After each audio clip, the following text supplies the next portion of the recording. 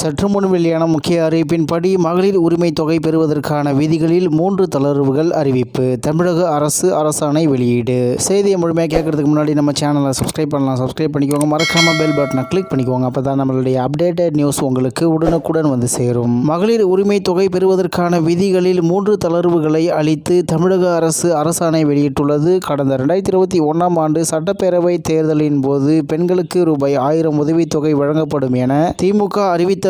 பின்னர் 2023ஆம் ஆண்டு கலைஞர் மகளிர் உரிமை தொகை திட்டம் என்ற பெயரில் திட்டம் தொடங்கப்பட்டது. இதை பெறுவதற்கும் சில நிபந்தனைகள் விதிக்கப்பட்டன.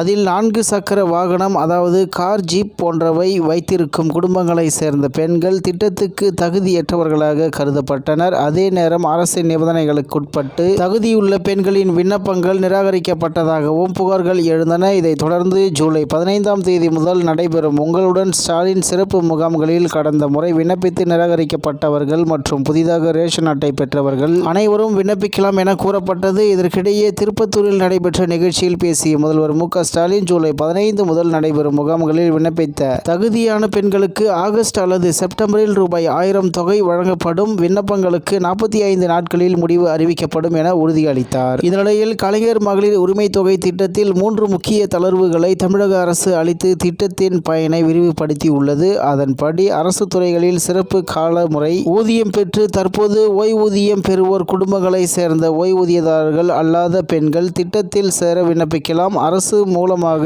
மானியம் பெற்று 4 சக்கர வாகனம் வைத்திருக்கும் குடும்பங்களை சேர்ந்த பெண்களும் தகுதியானவர்கள். மேலும் இந்திரா காந்தி தேசிய விதவை ஓய்வூதியம், ஆதரவற்ற விதவைகள் ஓய்வூதியம் பெறுவோர் குடும்பங்களை சேர்ந்த ஓய்வூதியம் பெறாத பெண்களும் விண்ணப்பிக்கலாம். கணவரால் கைவிடப்பட்ட 50 வயதுக்கு மேலாகியும் திருமணம் ஆகாத பெண்களுக்கான ஓய்வூதியம் பெறும் குடும்பங்களில் உள்ள மற்ற பெண்கள் விண்ணப்பிக்க தகுதி வாய்ந்தவர்கள் என அறிவிக்கப்பட்டுள்ளது. இது தொடர்பான அரசாணையை சிறப்பு திட்ட செயலாக்கத்துறை செயலர் பிரதீப் யாதவ் பிறப்பித்துள்ளார் என்று தகவல் வெளியாகி உள்ளது என்பது குறிப்பிடத்தக்கது.